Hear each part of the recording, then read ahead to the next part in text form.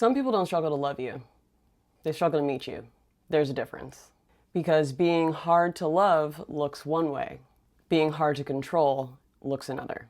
And if you blur the line between the two, you'll keep misunderstanding the lesson. Let's get into it.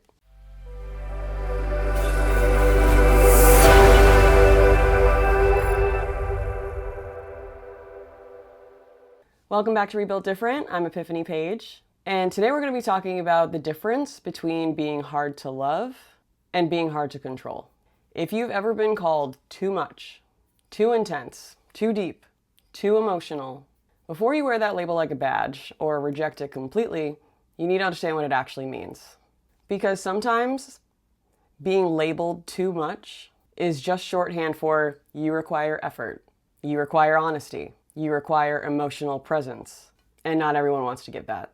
But that doesn't automatically make you right, and it doesn't automatically make them wrong. And this is where it gets kind of nuanced. There's a difference between someone being hard to love and someone being hard to control. And we have to define that honestly. Being hard to love might look like shutting down when things get vulnerable, testing instead of communicating, pulling away when someone gets close, needing reassurance but rejecting it, or creating chaos because calm feels unfamiliar. And that's real.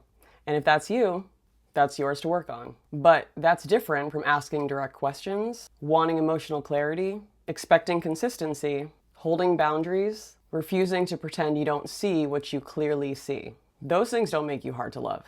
They make you incompatible with someone who thrives in gray areas. And here's the harder truth. If you keep attracting people who call clarity pressure, you're not too much. You're still entertaining people that feel safe in confusion. I feel like a lot of us have experienced this. At first, your depth is attractive. Your curiosity feels different. Your awareness feels rare. Your emotional intelligence feels refreshing. Until it requires reciprocity, or until you expect consistency. Until you say, okay, but what does that actually mean? And that's when the energy shifts. Suddenly, you're analyzing. You're too intense. You're overthinking. But I wasn't too much. I just stopped being convenient. And usually that's the moment that someone realizes that they can't coast anymore. A little story time. I dated someone once who told me that I asked questions like a therapist would. Not as a compliment, even though I think that's kind of a compliment. But he meant it as a subtle critique. Because apparently, asking about feelings felt like pressure. Apparently, depth felt too intense. And here's the part that mattered. He knew that about me from the beginning. He knew that I don't do surface level. He knew that I ask real questions. He knew that I don't stay in small talk.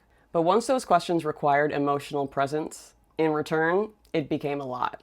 And that wasn't about me changing. That was about him reaching the edge of his capacity. And I had to sit with something uncomfortable. Why did I keep choosing men who admired depth but couldn't sustain it? If different faces keep delivering the same lesson, you have to look at the pattern. Not to shame yourself, but to interrupt it. Because if you keep being too much for emotionally unavailable people, you're not hard to love. You're just familiar with emotional unavailability. If the lesson keeps changing faces, it's not about them anymore. Patterns repeat when they feel normal, not always when they're healthy. And sometimes we're more attached to potential than we are to reality. You can't date someone for their potential and then resent them for not becoming it.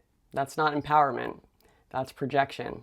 And control doesn't always look dramatic. Sometimes it looks like minimizing your questions, reframing clarity as criticism, labeling boundaries as pressure, or pulling away when accountability shows up.